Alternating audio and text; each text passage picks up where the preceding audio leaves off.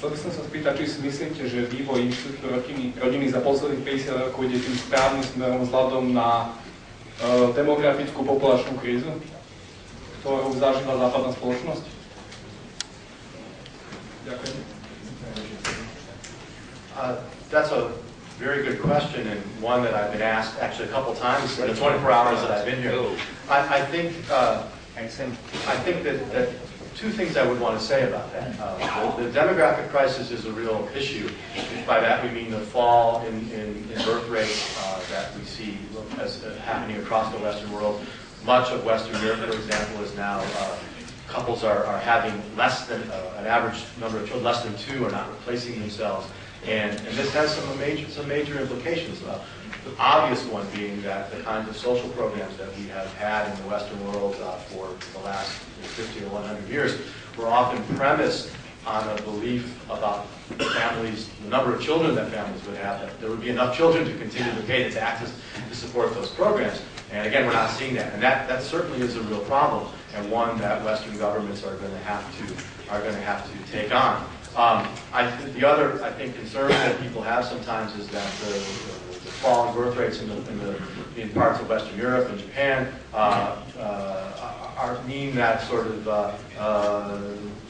that groups that face those falling birth rates will be sort of outcompeted by immigrant groups, by other folks. And again, I think that's certainly in some sense that's a possibility, but I also think that it opens up opportunities for new groups to come into those societies, and hopefully that can be sort of socialized into Western values and Western norms. The one other thing I would say, again, I'm much more familiar with the United States than other places. The U.S. continues to have enough children to sort of to be slightly growing, even if one doesn't count immigration, though not enough to continue to support our social programs, much like over here. But there is a segment within American society that seems to actually be growing in terms of average family size. Two groups in particular, religious groups, very conservative religious groups, many of them are having 4 or 5 or 6 children in ways that they didn't before. Again, there's whether that's a good or bad thing overall is an interesting question, but it's pushing against that general trend. And secondly, there are some very wealthy families for whom having a large number of children seems to be a kind of status symbol, which I think is an interesting development. If you're sufficiently wealthy, you can perhaps afford to have that many children and sort of send a signal about your status by saying, look, it's kind of like driving a fancy car. That's the best analogy. But it is a question worth asking is whether, as Western society continues to get wealthier, those of you who may be economics students can think about it this way, whether the income effect begins to dominate the substitution effect. That is, as we get wealthier, do parents, in fact, does the price of children matter less, and does the ability of our wealth to, as it were, purchase more children begin to dominate? And so we may see a flattening out of those demographic trends over the long run. Last point I'll make on this is the worst. I think what some governments have tried to do by subsidizing the number of children is just not the way to tackle this problem. It just hasn't worked from what I'm aware of. Places like Italy, I think, and others, even some tax laws in the United States. The factors that are making families smaller are these long-run kinds of trends that policy is not going to be able to resist. So I think, unfortunately, we have to get used to a world in which families are smaller. These families in Europe and North America are smaller, and that's going to have important implications that we're going to have to figure out how to deal with.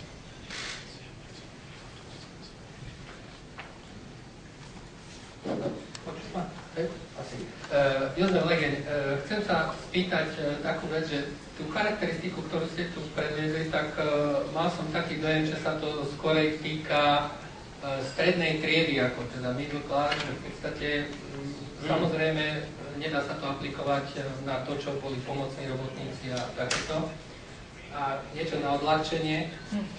V podstate, ako do vašej koncepcie zapadajú tzv. Zlatokopky, 20-ročné slečny, ktoré majú radi 80-ročných partnerov v horúčkách a s 20 miliónmi na konci.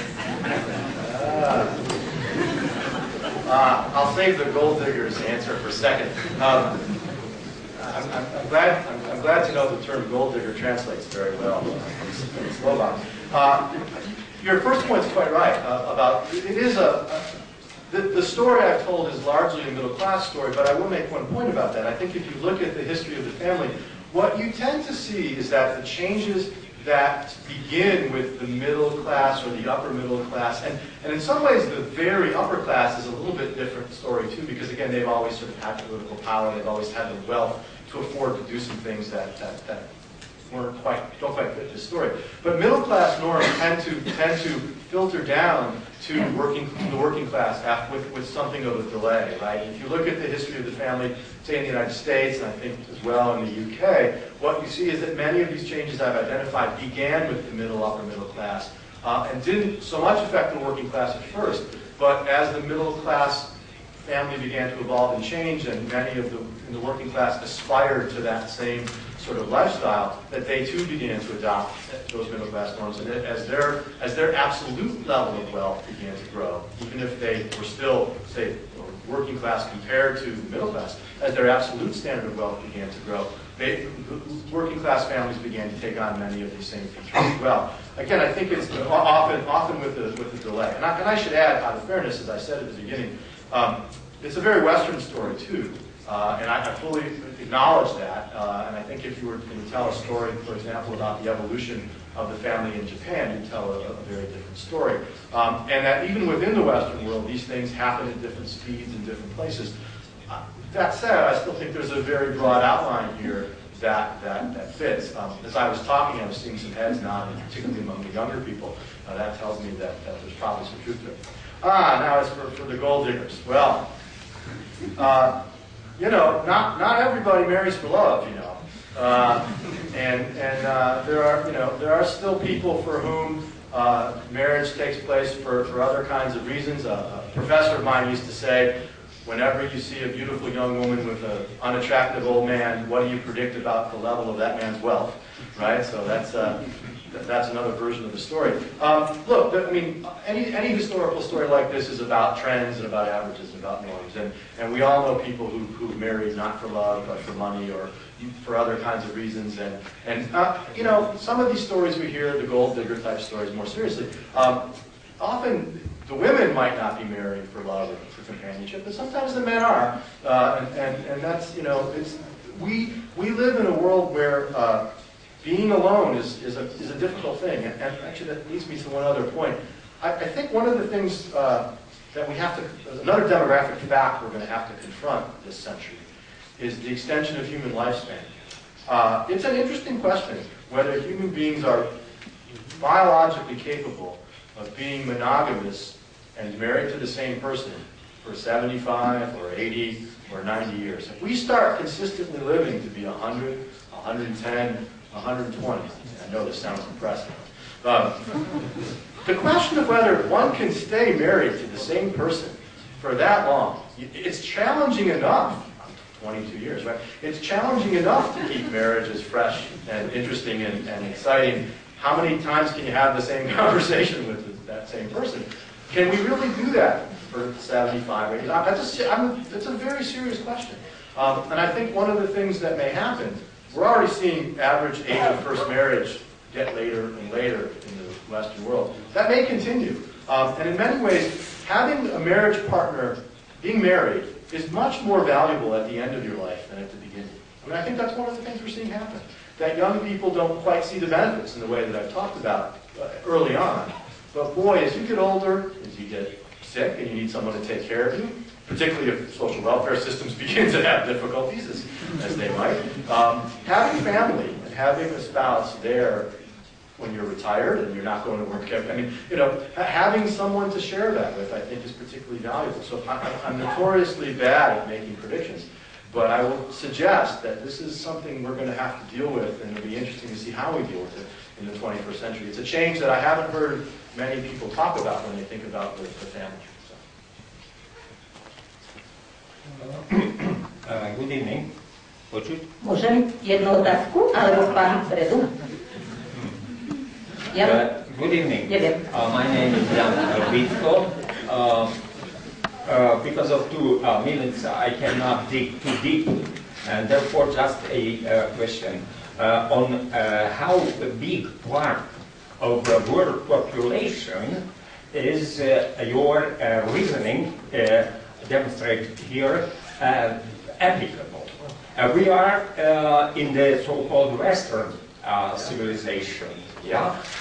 But how about the China? Is that there a capitalism too, or Islamic world? Have they ever heard about the capitalism?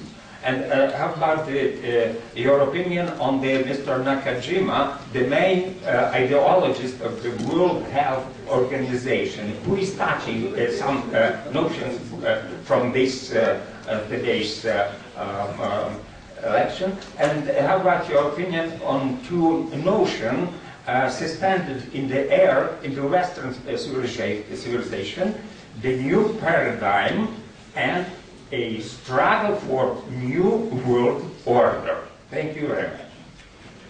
You got a lot into 2 minutes there. Let me see. I can't. The question on the world health. I don't know his argument well enough to respond to that, and if I tried to answer all of these, I'd be talking for a long time. But let me tackle. I think the first part to me is the most important.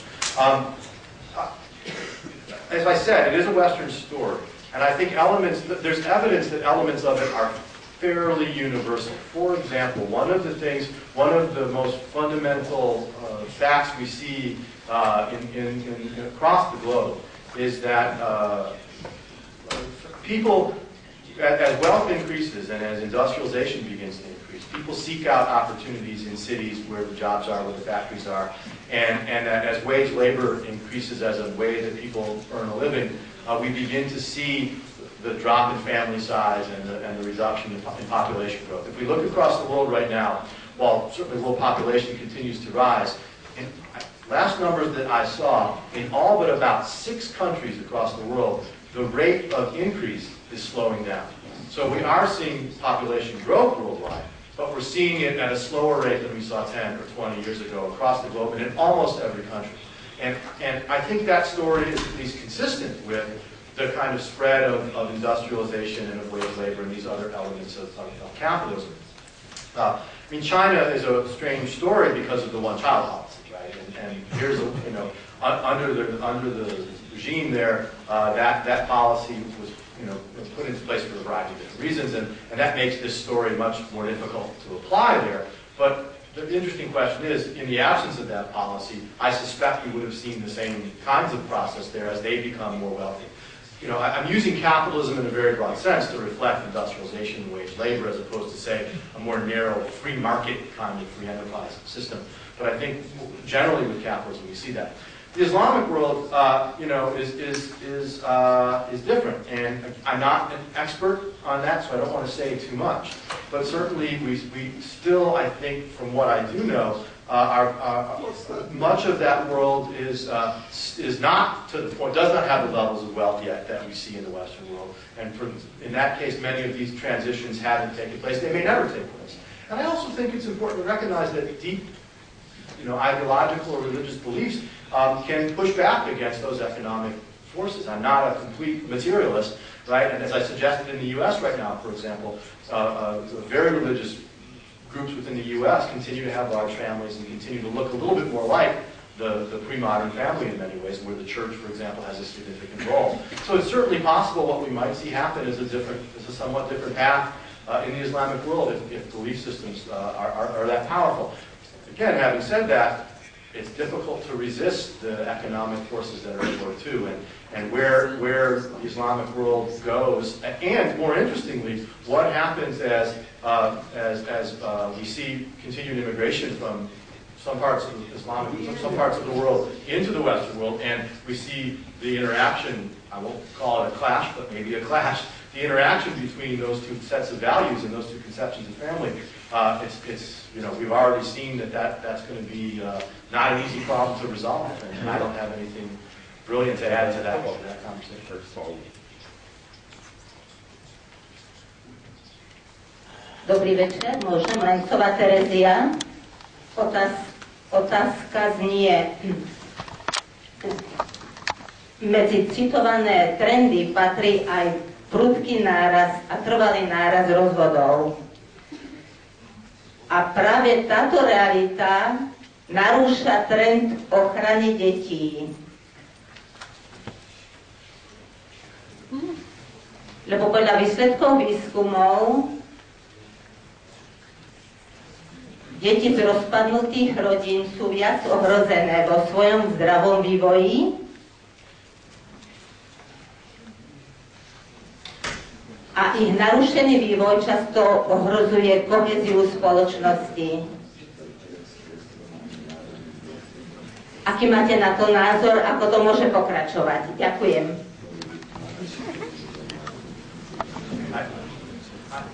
I had a little trouble hearing the translation, so I think I got the question was about children from separated families.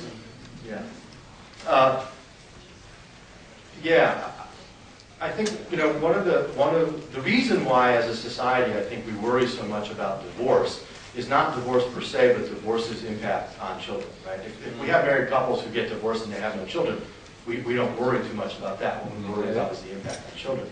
And there's no question that the biggest drawback from a society in which divorce is more frequent is the way in which it does affect children. And there's a very, again, if I heard the translation correctly, you're quite right, there's a very deep literature on the impact that divorce, children from separated families, divorce has on children. But there's some interesting results there. And as far as I understand that literature, one of the things that they point out is that it's not so much divorce per se that causes the problem for children, but it's the conflict associated with divorce that is really the thing that does the damage. And so kids who are in families of divorce where the divorce is sort of civil and cooperative turn out better than kids whose parents stay together but fight all the time. So part of the question here, I think, is a matter of thinking through how we deal with rising divorce rates, or the high divorce rate, is thinking through how do we help couples who cannot stay together, for whom the conflict is too great, to find ways to separate that are collaborative and that are civil and that take account of children. Because I don't think we're going to undo the divorce rate, right? We're never going to go back to World War II or 3% divorce rate. It's just not going to happen. So the challenge before us is how do we deal with a world of divorce in ways that attempt to minimize its impact on children. And let me add one bit of data. Again, this is U.S., this is American data, and I don't know how applicable it is to other Western countries. But the divorce rate in the United States, which did jump significantly since World War II up through the 1970s, leveled off in the 1980s and into the 1990s, and even declined very, very slightly. But the more interesting numbers I've seen recently is that for young people today, for couples today that have been married 5 or 10 years, they are 3 or 4 percentage points less likely to get divorced than couples who were married 5 or 10 years ago were. Okay, you follow me? That if you look at couples 10 years ago who had been married 5 or 10 years, they were more likely to get divorced than couples now who've been married for 5 or 10 years. What that suggests is that maybe young people, it's also true, by the way, that the marriage rate is a little lower. So what we might be getting are fewer but better marriages. And that's an interesting trade-off to think about. Is it better to have fewer but better marriages compared to, say, more marriages but more divorces? And I don't know. It may be that young people are becoming just a little more careful and a little more wise about these things. Again, one argument is, well, that many of them grew up as children of separation and divorce and are hesitant to get married until they're really, really sure this is the right person. Maybe so, but whatever it is, if that trend continues, that's encouraging. And to be clear, I would much rather live in a world where divorce rates are lower than higher. But I think the really difficult challenge is how to make divorce where children are involved as cooperative and as collaborative and as least conflict-ridden as possible. Good evening. Advan Vitek from Nigeria. I'd like to ask you, what is your point of view on constantly increasing number of Muslims immigrating to the Western countries, and what do you think will be the impact on forming some sort of function of family or form of family in this country? Thank you. These are such difficult questions, and I'm very hesitant to say much about them because I'm not. I think the experiences here in Europe are very different than what we've seen in the United States. I guess I would say a couple of general things. I don't. It's hard to imagine living in a liberal society. Put it this way: what we mean by a liberal society is a society in which whatever people's belief systems are, whatever their value systems are, that we try to find ways to live such that we recognize that other people's values have to be respected, okay? And that government, in particular, needs to be neutral among those value systems. And that what I hope happens is that markets, by the way, are a place where people with very different values can come together and find ways to engage in mutually beneficial behavior. There's a wonderful quote, and I can't think of whose it is. It's a famous thinker who talked about the stock exchange at Amsterdam and how the stock exchange in Amsterdam, Christians and Muslims and Jews all came together without paying any attention to who they were. And my version of that is because all their money was green. Right? That when it comes to economic exchange, we'll do business with people. We don't care that much about where they come from or who they are. If their money's good, their money's good. And so I think that's kind of symbolic of what it means to live in a liberal order. We have to find a way to translate that into the political spectrum. We can't have people coming into liberal societies and thinking that their belief systems, whatever they are ones that need to be enforced at the point of law on the rest of society. It's very difficult also to have multiple legal systems in place at the same time. It can be done, but it's difficult, it's challenging. So I think in the question of integration, we're going to have to find ways to reconcile multiple belief systems from wherever they come across the world with this liberal notion of tolerance and of mutual respect, and as the state being neutral among those systems.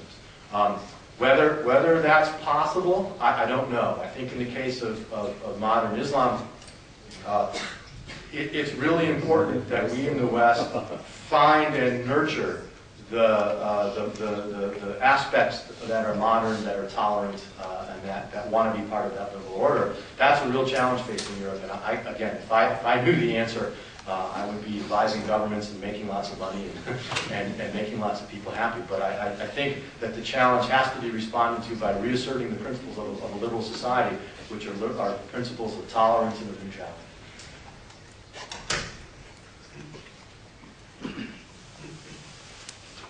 When answering one previous question, you mentioned that there have been some attempts by governments to interfere in the development of how families are shaped, and you mentioned that these attempts have not been very successful. So what are the conclusions of your lecture for policy or economic policy? Are there any conclusions? Do you believe that governments should have any interference in families? And another question is, you seem to be quite a libertarian, and so my question is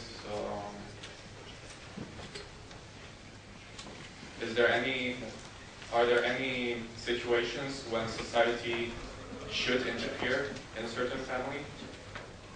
When something unjust is happening there?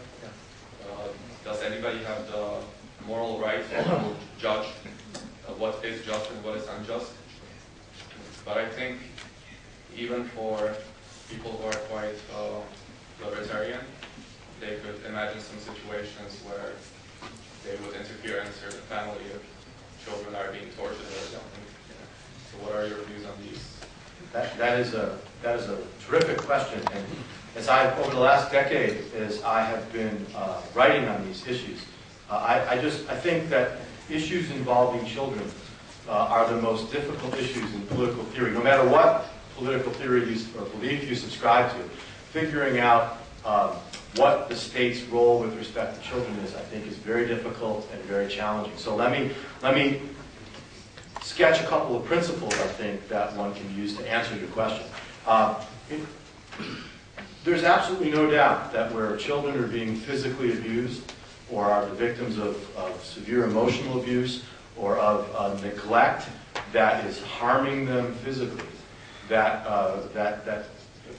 those represent the cases in which the rights of parents reach their limit.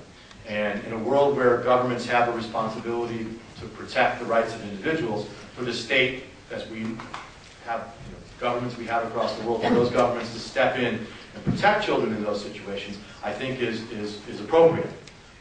Let me say two things, however. The burden of proof on the state to do that has to be very, very high. And I tried to pick my words very carefully, because too often, and we see this in the United States and elsewhere, too often the power governments have to step into families is very easily abused when those governments simply don't like what parents are doing, as opposed to when there's genuine abuse or neglect taking place. And so from my perspective, I think the burden of proof on governments to justify stepping into a family to, say, remove children from that family has to be very, very high, and it has to be these cases of clear physical abuse or deep emotional abuse or harm. It can't just be because the parents aren't parenting in a way that government thinks is appropriate. I'm a strong believer in parental rights, and on the grounds that, as I mentioned, I think in the lecture, that it's parents who have the strongest incentives to do what's right by their children, and who know their children well enough, and know the society they live in well enough, to be in the position to make those decisions. That does not mean parents are infallible. We all know that. Right? As a parent myself, I'm not infallible, okay? But it does mean that, on average, over time, I'm going to do a better job than someone else is.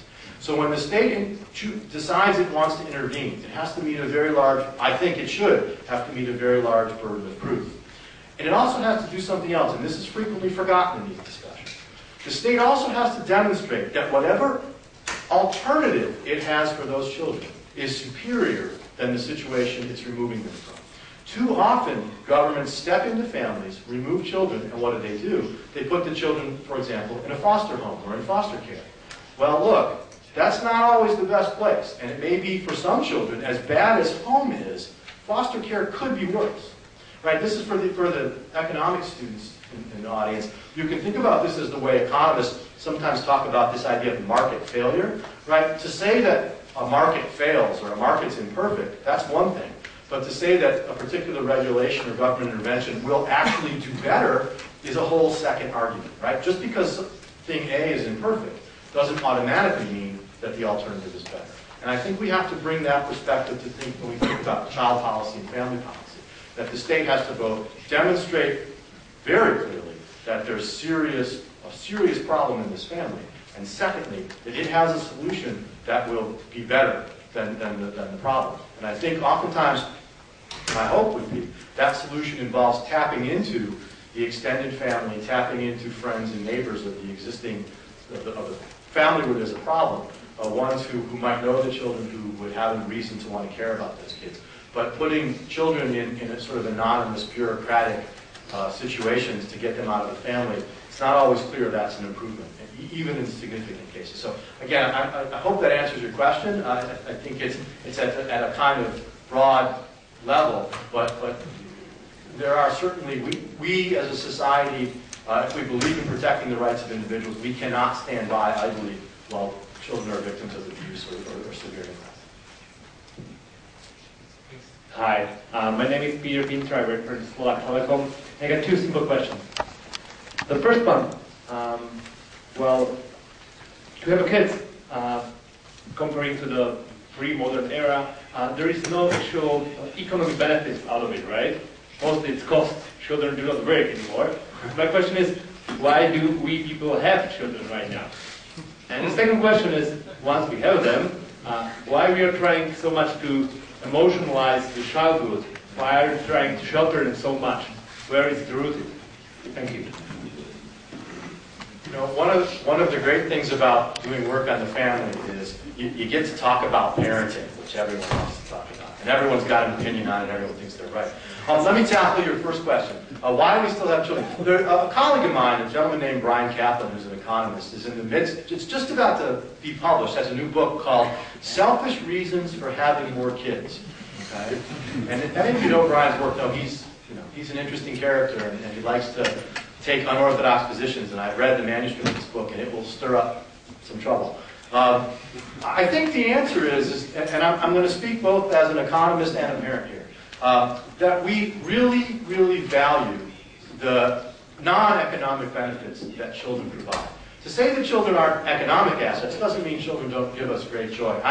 My kids have been the source of more joy in my life than maybe anyone except my wife. I have to say that, otherwise I get in trouble. My kids out here. I think that when you're a parent and you watch your kids grow and you watch your kids do things that you can't do, that's just an amazing experience. And children are a source of wonderful companionship.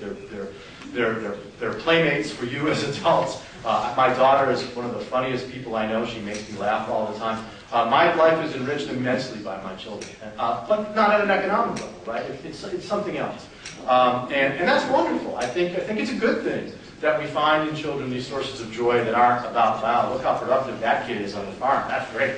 This is about being able to watch our children play music and be photographers and do all the things that they love to do. So I think that's an answer that young people who aren't married or married and don't have children sometimes have difficulty imagining is true. So you're going to have to trust me that it's true. And if it weren't true, we wouldn't even have the rates of repopulation we're having as low as they are. So I think that's part of the answer. As far as the sheltering of children goes, I could do a whole hour on this question myself. I'll be very short. I don't know how well it translates to the context here in Central Europe, but certainly in the United States, one of the things we've seen in the last decade or more is parents who are, let's just say, over-sheltering their children. I like to call it the bailout culture of parenthood, where what parents are doing is creating worlds in which their children can never fail, where their children can never make a mistake, where childhood is this absolute time where everyone is innocent and all these sorts of things. And I think there's a real danger there. There's a danger in over-sheltering children, that we remove notions of responsibility from them. That if we don't allow children to be responsible for their own choices, again, short of their physical danger, we don't say, well, go ahead and play with that knife. You'll learn not to. No, we don't do that, okay? But when kids make bad choices, we have to let them, to the degree possible, bear the consequences. And I fear that liberal societies in which children are raised to never have had the experience of failure or of paying the price for their mistakes or having to accept responsibility for their mistakes will be a society in which it's very difficult to maintain that liberal order over time, where markets, for example, rely upon people learning from their mistakes and being able to make mistakes. Markets should be, anyway, profit and loss systems. And in the sort of bailout world of the 21st century, we seem to have forgotten that, much as I think we've forgotten it when it comes to parenting. And so this is, to go back to the point I made at the top, this is one of the ways I think families are indispensable. Families need to transmit these cultural norms and values. One of those is this idea of responsibility, and it comes from children being held responsible, again, within reason, for the consequences of their own choices growing up. And if we as a society don't do that in the family, we're going to find it very difficult to do when it comes to economies, when it comes to the judicial system, whatever it might be. And so there are things I worry about. I'm generally an optimist, and that last quote from Hayek reflects my own views. But I worry a great deal about parenting styles in which children aren't asked to take that responsibility.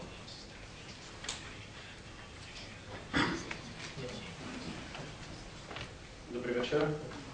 Kalbavý spojsúdstva. Chcel som sa tady baviť o vás, pretože s celou prezentáciou sa dá súhlasiť do mých chýb a boli vykreslené mnohé pozitíva celého tohto technologického pokroku.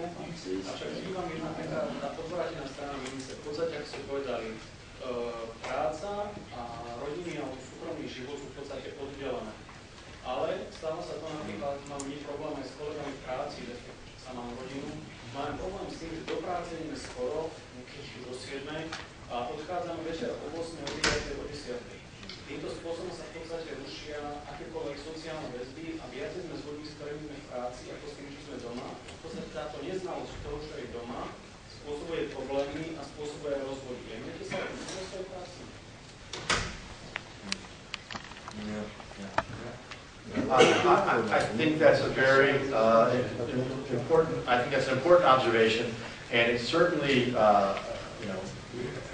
people working long hours certainly puts stress on families in ways that are often problematic. I think it's also true that oftentimes those long hours of work, to the extent that they mean greater income, can offset some of those stresses. My wife is never happy when I spend a week in Europe, especially without her. That puts some stress on our family. On the other hand, sometimes I get paid to do things like that, and that she says, "Oh, okay, maybe that's okay." But I think your point's well taken, and I do think we can easily fall into a culture of overwork where we do not pay sufficient attention to what's happening at home, whether it's marriage or whether it's kids.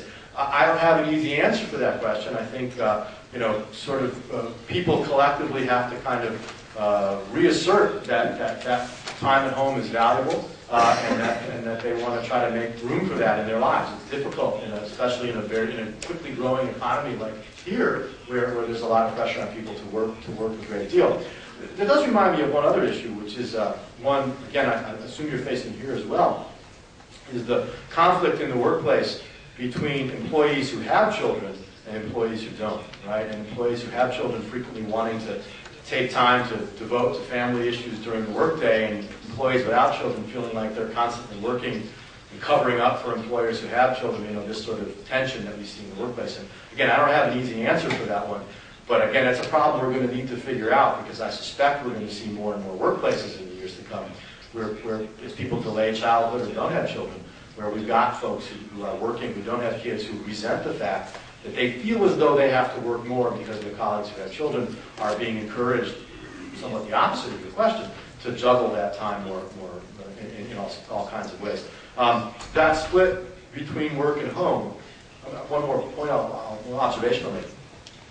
That split between work and home wasn't a big deal at first, because we had that division of labor in the family, right? And the men could go out and work, and there was always someone at home to take care of the kids. And men and women accepted to some significant degree that division of labor, so it often didn't stress marriages in a particular way. But one of the interesting consequences of the increased equality between men and women, both the fact of them both working, but also the way they value equality within a marriage, is that if one of the two of them is at work a lot, it begins to create problems. And so again, I think we haven't really, in a number of ways, solved that dilemma between work and home. As young people, as young men in particular, I think take on more responsibilities at home. That may put pressure on things in a different way.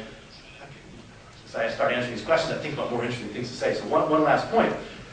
The rise of telecommuting, of people being able to use technology to work at home, I think is going to also have some, as already, but certainly going to have interesting effects on the family. I can think of several friends of mine who are men, married men with small children, who work from their home and whose wives don't work at home.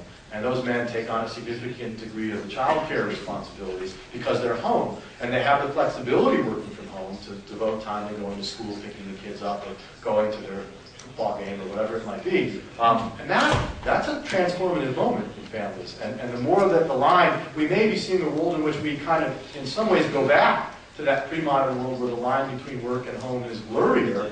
Okay, not because the unit of production is the household, but because technology has enabled us to work for someone else, but physically do the work within the household. And that will have some interesting effects that we can't quite imagine yet.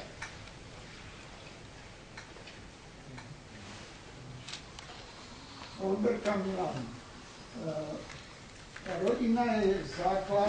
Use the mic, please. Rodina je základ zdravej spoločnosti. A ja mám takúto otázku.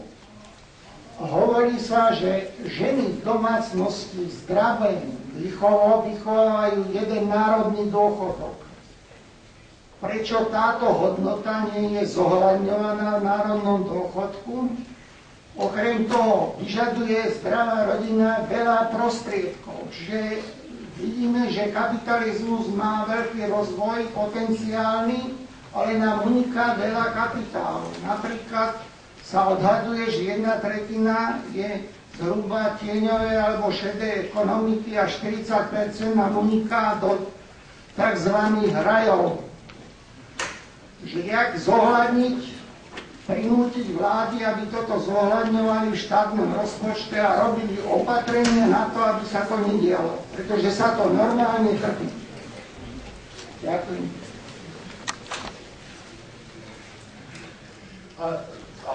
Sort of two parts to that question. It's true that the work that gets done in the household is not counted as part of GDP. And it's a point I make when I teach about GDP, because I like to use the following example. Suppose for the moment that my wife stayed at home and didn't work outside the home, and suppose my next door neighbor's wife also stays home and doesn't work outside the home. All of the work that both of our wives do at home doesn't count to GDP, but suppose that I decided to pay my next door neighbor's wife to do all the work in my house, and my next door neighbor decided to pay my wife to do all the work in his house. All the exact same work would get done, but all that would count towards GDP, right? And that points out the absurdity of this sort of situation, or how we measure GDP. And certainly, I think many feminist economists have made this point, that there's a lot of work that takes place in the home that doesn't get counted. That said, one of the things we've seen over the last, since World War II certainly, is less and less work is taking place in the home. More and more families are purchasing on the market the market equivalents of the things they used to buy at home. You go and get your fingernails done, you go and you pay someone to do your taxes, you pay the dry cleaner to clean your clothes, you eat out more often. All of these things are now counting towards GDP that were frequently done inside the house with unpaid labor. So this is an ongoing change. Just a quick comment on all the sort of loss of capital and so forth.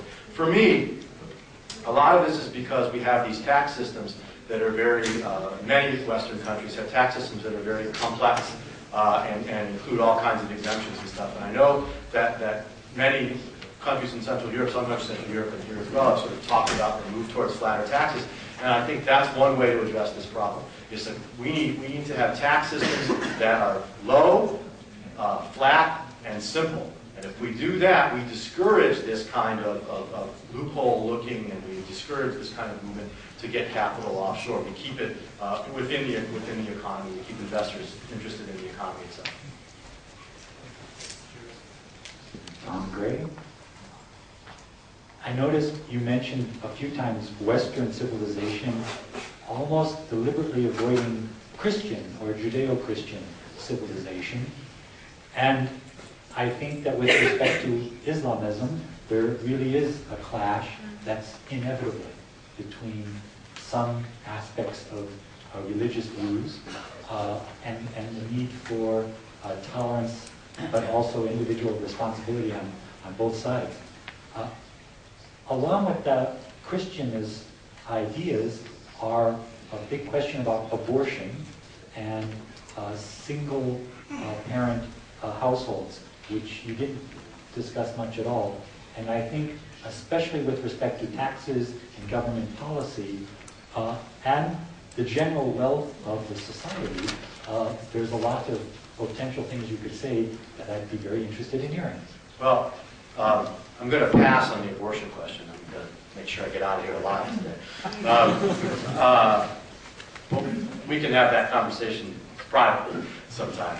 Because I say that just because I don't think it matters for my overall. I have very strong views on the question, but they don't matter for my overall context. I think as far as the religious question, the religious tradition question goes, yeah, I did deliberately use Western, and for a bunch of reasons. And certainly, that Western tradition is largely, though not exclusively, a Judeo-Christian tradition. And my answer to the earlier question, I think, is the same thing I would say here, which is just that what has happened in the Western world is that our tradition has become that kind of tradition of we settled mostly settled the question of the relationship between religious views and the state, and we've come to this kind of the mutual peace of tolerance for the most part. And I think we just that is the reality of the Western world that I think Islam or any other tradition for that matter is going to have to deal with and adjust to as they make their way into the Western world. But the one about single parenthood I think is a good question. And here's a few things that I would say.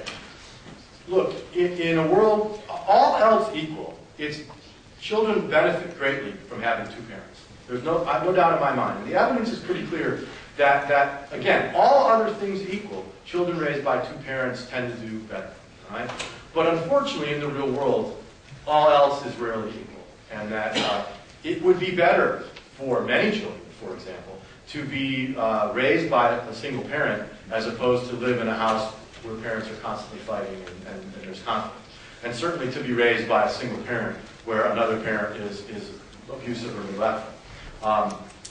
And the other reality is that it is possible for many women, or presumably men today, to raise a child on their own just because they want to.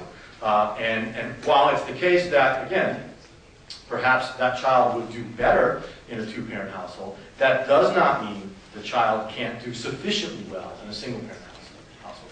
And I think one of the questions here that we frequently, we look at these issues only from the perspective of the welfare of the child. And the welfare of the child is important, but adults count too. And in cases of divorce, getting someone, and usually women, out of a bad marriage, right, while that may have a somewhat negative impact on her children, has a very positive impact on her. And as we think about, sort of from a social policy perspective, we have to weigh those against each other. We can't just say, because it's bad because children are made somewhat worse off, we shouldn't do it. I don't think that makes for good policy. And the way I would phrase this is, a world in which every child is raised in the ideal circumstances is purely utopian. The best we can do in the real world is a world in which most children are raised in households or families that are pretty good, and that are good enough to get them to adulthood as responsible, mature adults. Will they be raised in the perfect circumstances? No. But we're imperfect human beings. None of us are perfect parents. Right? If we start holding up this standard of perfection, we're going to have to go around inspecting parents, right, to make sure that they're living up to whatever we decide that standard of perfection is. That's a nightmare world. Okay? And so I think with all of these kinds of multiple family options that we have on the table right now, the question for me is always this. Is this kind of family able to raise functional, adult, responsible children? Not perfect ones, but functional, adult, responsible children. And we have to ask whether the choices that the parents have made that have put them in this situation aren't choices that we also want to respect and that have to do with the welfare of the parents as well. No, jedna som nasledoval.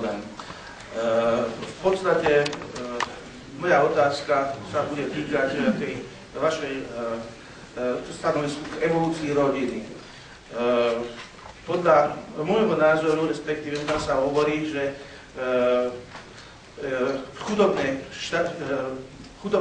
vojna je luxus, ktorý si môžu dovoliť aj chudobné štáty, a láska je tiež luxus, ktorý si môžu dovoliť len chudobní ľudia. Čiže toto je v rozpore s vašim tvrdením. Ďalej, vzťah kapitalizmu a evolúcie rodiny, tak to ste ako prezentovali prednášky, považujem za nesprávne z toho, lebo ste nezobrali do úvahy históriu 20. storočia, ktorá je poznačená najrôznejšími neomarxistickými ideológiami, z ktorých konkrétne momentálne fungujú potomci tzv. Frankfurtskej školy. Čiže pokiaľ iste viete, že v 60. rokoch bola kultúrna revolúcia s novou ľavicou, ktorá nastolila práve tento nový sexuálny, voľný spôsob života a totálne mala vplyv na prevrátenie tých hodnotového systému, ktorý existoval pôvodne. Čiže ja považujem vývoj rodiny za revolučný, aspoň v 20. storočný, a nie evolučný. Čo sa týka homosexuality, tak to je v podstate manželstva v rozpore so slobodou, demokraciou a rovnosťou občanov pred zákonom, a v súčasnosti môžem konštatovať, že sme už islamom vo vojne. Ďakujem.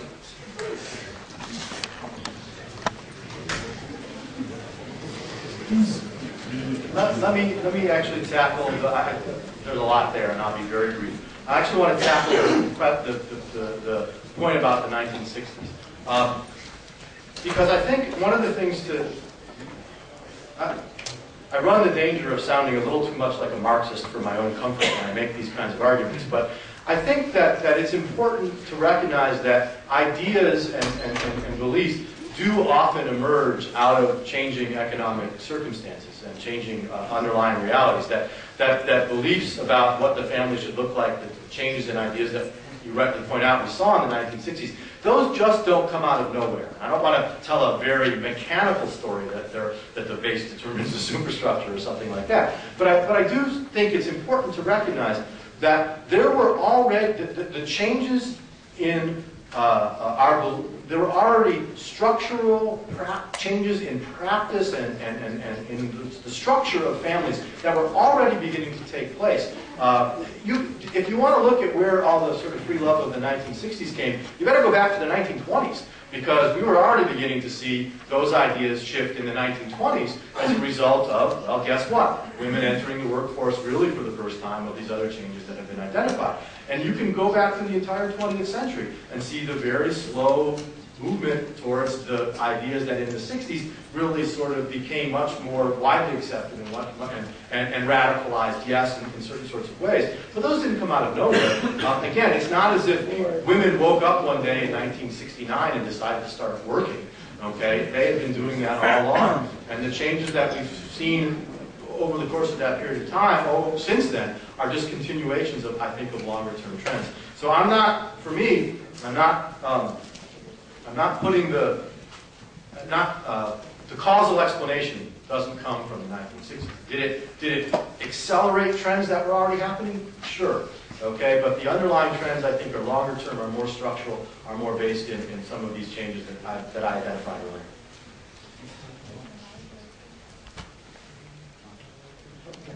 It's enough for today. Last question. Why? No.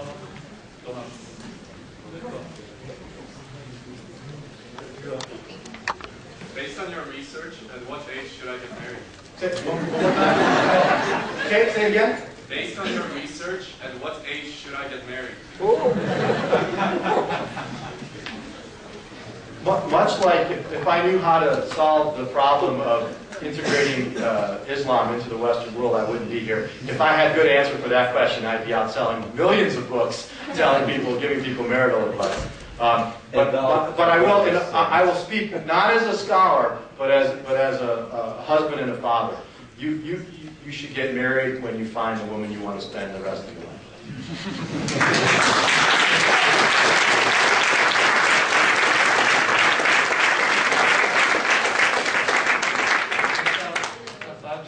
Záujem môže ďalej pýtať, diskutovať počas recepcie čaši vína, na ktorú vás pozývame do miestnosti ROM. A teraz by som vám chcel všetkým poďakovať za účasť, za vaše otázky a predovšetkým pánovi profesorovi za prednášku a odpovede. Ďakujem. Thank you very much.